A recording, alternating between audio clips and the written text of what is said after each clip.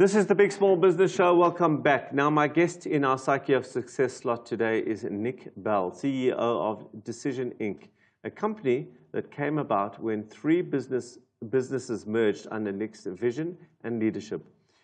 When Decision Inc. was formed in 2014, the turnover was on 65 million rand a year, and Nick set a goal to reach a turnover of 100 million rand a year by his 30th birthday, which he did realize. This year, 2017, Decision Inc. made the first offshore acquisition, and this took the business into the Australian market. Welcome, Nick. Hi, thank you for having me. Right, so what do you do? What do you do? So we're a technology and information strategy business. So we help companies make better decisions using their data and information. So we believe that information can help you improve, can help you be better, can help you change and transform your business. And we use technology to help our clients. Is it like dashboards? 100%. One of the components, yes, absolutely. So the information, the dashboards, executives, even down to in a store level, people need to make decisions. You think of stock, you think of turnover, you think of productivity, performance, all of those things, financial performance, budgeting, etc. We help companies, unpack what they need to be measuring in order to be successful, and then also implement the technology and support them in that process of transforming and taking the business forward. All right, enough about the business. Let's get on to you now. You said the turnover was 65 million rand in 2014, but like it didn't start at 65. How does this whole journey start? So I studied accounting at UJ, but I'd always been interested in technology and in entrepreneurship, so the plan was always to kind of follow that route. And I got lucky in probably second year, I got a deal to help a company that was building SAB's merchandising systems. And I was not the best technology developer, but I could get it done. I think I was better at understanding the business problem rather than the tech problem, which was where their issue was. They were trying to get techies to try and understand the business problem.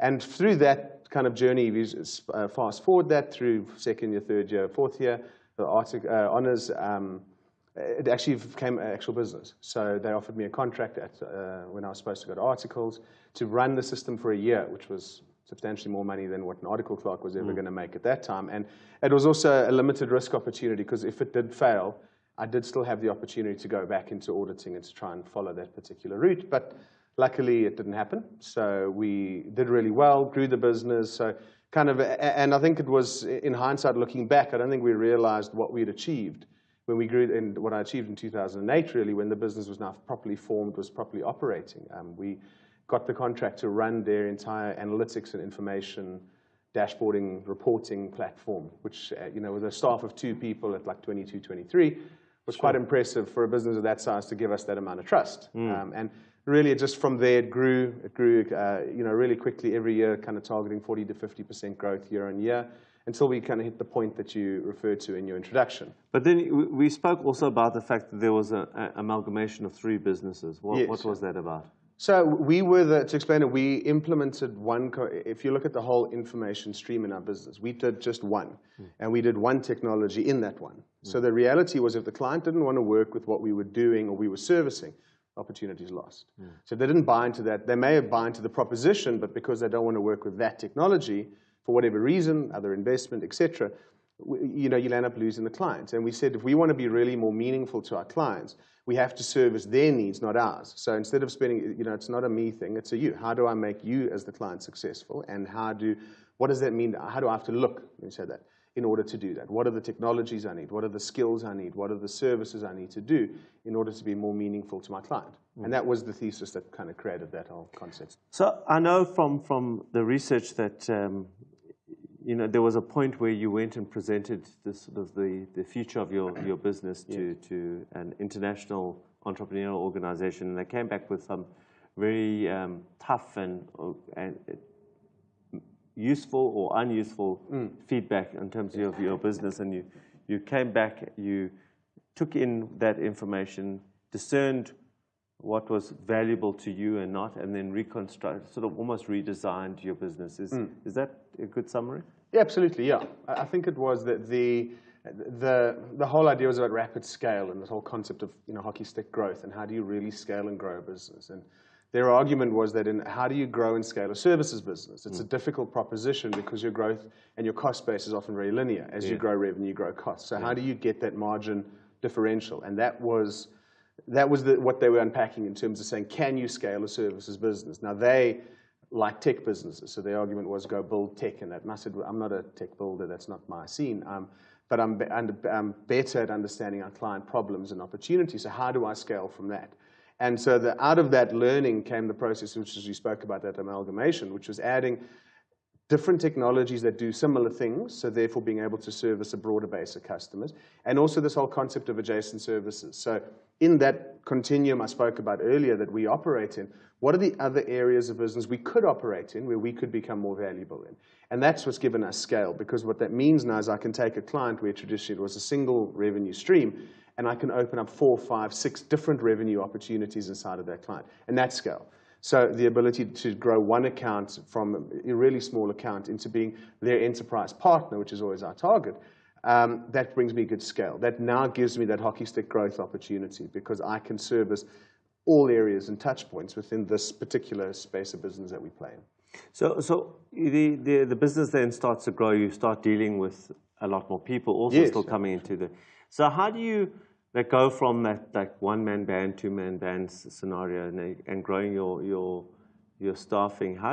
What changes in you? Do you have to now learn how to be a manager, or is there an internal process going on where you're still trying to learn how to be in the business, or did that not happen at all? No, it was a tough proposition, because I was always the big constraint. So in the start, the business was often built around the entrepreneur, and it was a lot of the key relationships were centered around me and the delivery team, but I was kind of the primary party. The company lands up, in a lot of business, the company lands up just being the route for payment. From a legal perspective, they're actually buying the person. Yes. So I had to, therefore, then change that, because then I was the constraint, because time was a finite issue for me. I could only service so many clients, there were so many hours in the day, run so many projects. And I said, so then I have to develop the people below me far faster so that they can take on responsibility. And that will start to also build an organization that's not really a one-man business, even though it has 30 staff.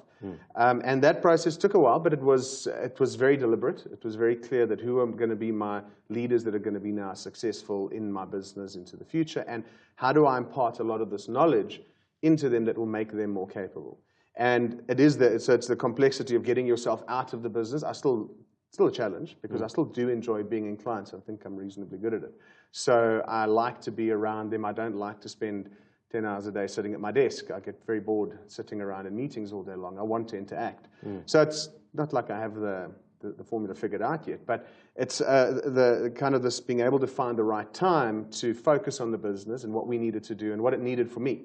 So it didn't need me to be that hands-on. I had to be able to step back. I had to be able to give stuff away and trust the others to do it. I had to be able to learn to do that, which is, I think, tough for most entrepreneurs. You know, it was an interesting article I got once called The Evolution and Revolution of a Company, and it talks about the leadership styles a person has to go through in order, or the organizing principle the company needs, at each phase of growth. And I had to understand how I had to adapt in order to hit the next phase. And when I got there, what makes you good risks making you fail into the future.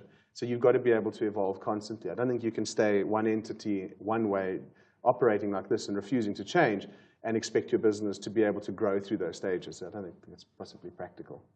That's a good place to end. Absolute inspiration. I think my biggest takeaway from this is how deliberate you were in each stage and how conscious you were of your strengths and weaknesses at each point. Nick Bell, thanks for being on the show.